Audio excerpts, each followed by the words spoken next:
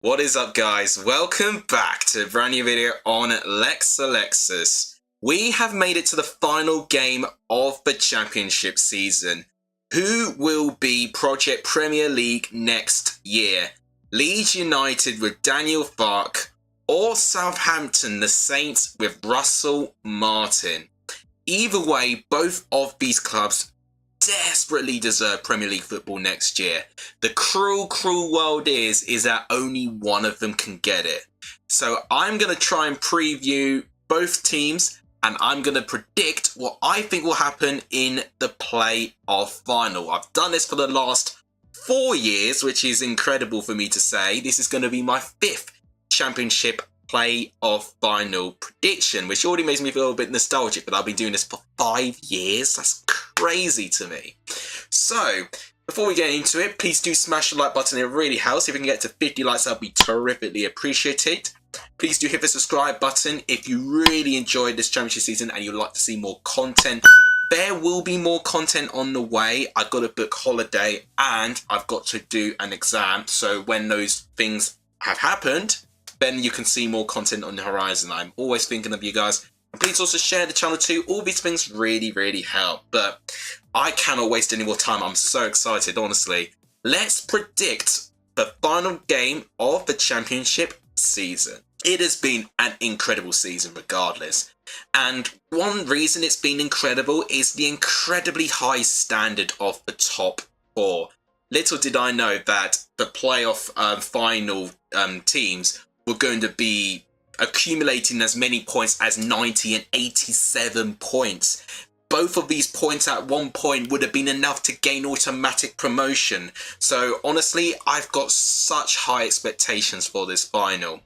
So typically in a playoff final, I sound like a broken record every year, but typically when they do occur, they are quite cagey because there's a lot on the line. It's the most expensive game of English football. So naturally, both of these teams will not want to make or put a foot wrong. They would want perfection. They'd want to be as perfect as they can be because they know one mistake could really be the difference to, miss out on the Premier League.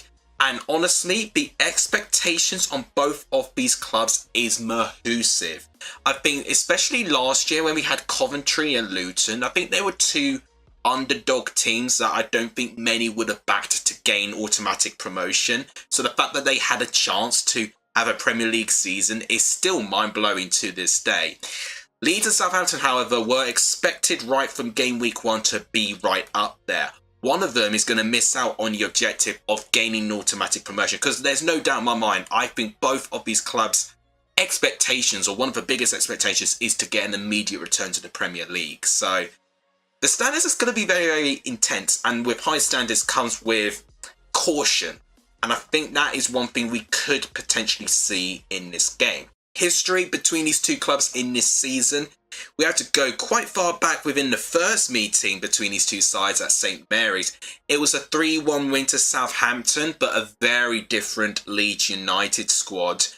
But the game you're probably going to be thinking most recently was obviously the final game of the normal championship season at Ellen Road, where Leeds had something small to play for. They would have hoped that they could win, and they would have hoped Ipswich to drop points.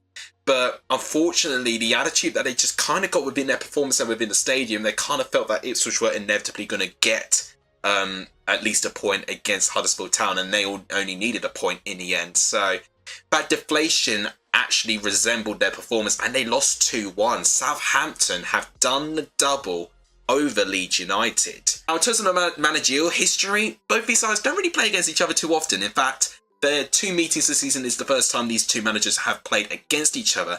But in different managerial stages of their career, they really couldn't be any more different, actually. Daniel Farke, he has been in the game for quite a good number of years. And in fact, I say 15 years he's actually managed. I think it was 2009 that he managed his first managerial side. And obviously this is his second stint with an English club. Obviously we know him more for Norwich. He stayed there for 4 years and managed to get 2 first place promotions for Norwich. So a playoff final does seem a bit alien to him. Normally he doesn't have the stress of a playoff final, but I think the lack of experience that both these managers are going to have in those playoff finals could make things quite interesting. So I'm not going to overthink about how each manager is going to set things off because I don't really have any other evidence that I can base that off. Now, Russell Martin, I will still say he's still very early on in his managerial career. His first game, you have to go back to 2019 when Paul Tisdale was manager of MK Dons when he left Exeter originally. He got dismissed for MK Dons underperforming. Russell Martin was a player and he became player, just got promoted to the manager position there. And ultimately, he was MK Dons' manager in around the period of COVID-19. But one thing that stands out, they broke the record of the most amount of passes, that led to a goal at one stage. I believe that's the stat. And then a lot of clubs were interested, including some Championship clubs. You would have remembered his stint at Swansea for a tiny little bit as well. Kind of did okay, did what he expected, I would say. And then obviously Southampton came calling, so we like that, we're going to take you on. But the shift of expectations for Russell Martin, he was designed to kind of punch above his weight with MK Dons and Swansea. With Southampton, those added expectations of to get Premier League football within this season would have been a really big challenge for Russell Martin to overcome and would have been quite early in his managerial career. And I think what was expected was how much he did struggle at the start, but he then got on that incredible form, didn't he? So I do think both of these sides are going to have an interesting dynamic going into this game. So tactically, both managers can switch. I think definitely with Leeds, they kind of stick around with a back four. They like to be quite forward-thinking in the way that they play. Most of the time, Daniel Farke would like to change the width, especially within the wingers. Now with Southampton, it's a little bit different when they do tweak their formation a little bit. You can see a back four, you can see a back 3/5. And I do think we're going to see more likely a back 3 or back 5 to try and nullify the effects of Leeds' wingers. I can already imagine Somerville and Dan James potentially going to be having a really, really tough time trying to go round past the wing-backs. Kyle Walker-Peters is going to have a really important role in that position, actually. So I think those wide areas is really going to be where the game's won or lost, because I do think both Southampton and Leeds have their most dangerous players in those positions of the pitch. So I do think a lot of the dictation of the play is going to be in those wide areas. And if any of those sides can maintain the opposing team's attacks in those games, I think it's going to really help. So to quickly go through of what's happened in the lead up to this final. So Leeds played Norwich 0-0 first game on the playoff, a bit of a damp squid, really not much happened at all. The second game, a 4-0 win. Now, what I think helped was Leeds scoring early. I think the longer had it stayed 0-0 on the second leg, that would have been a really interesting observation to see how much of their mental strength they would have had, because I do think the longer it would have stayed 0-0, I think we would have seen a real test of character within that side.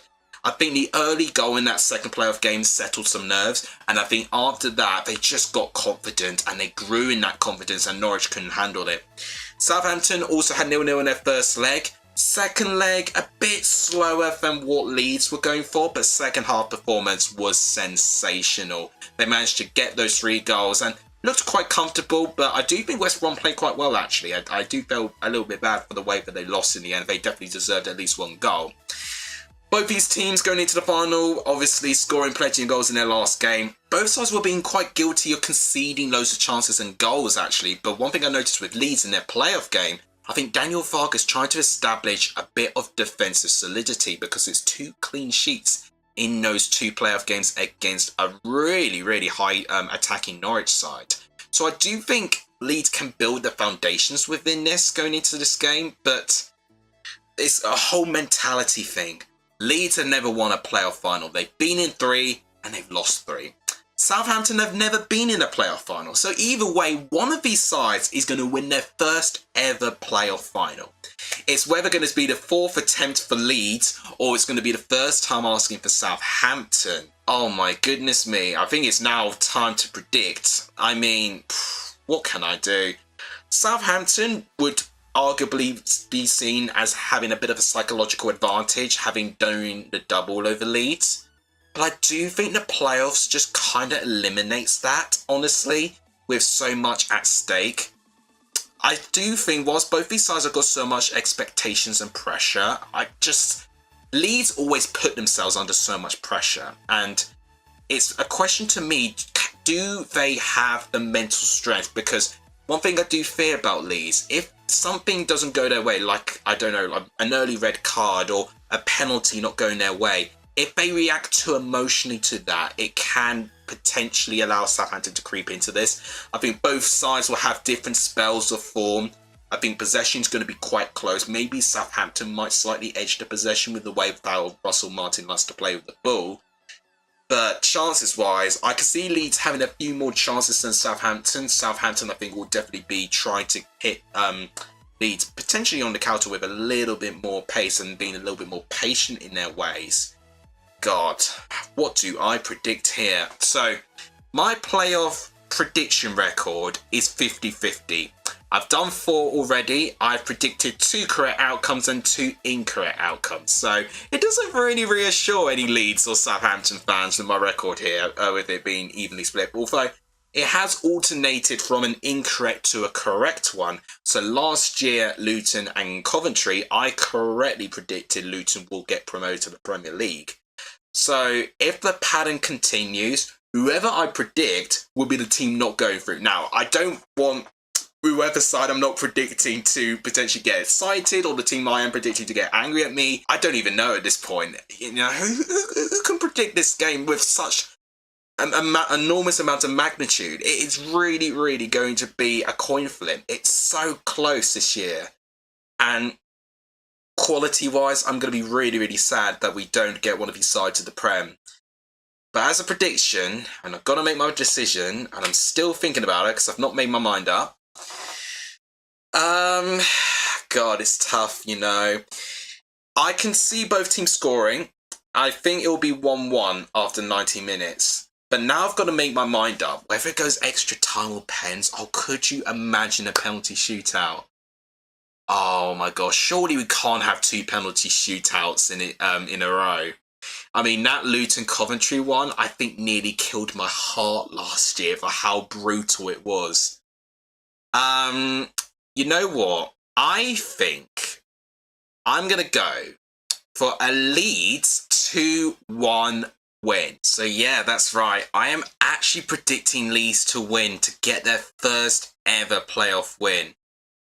It really could go either way. At one moment, I might think Southampton might have the better chance. I mean, both these teams have got players missing, but ultimately have got a really strong squad to be, you know, putting out in this final. So I expect it to be so close.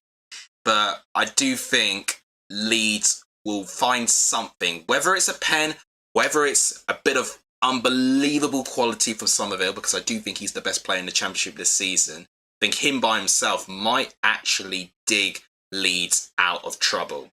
So I'm going to go for a 2-1 victory. It's going to be very cagey, very, very tight.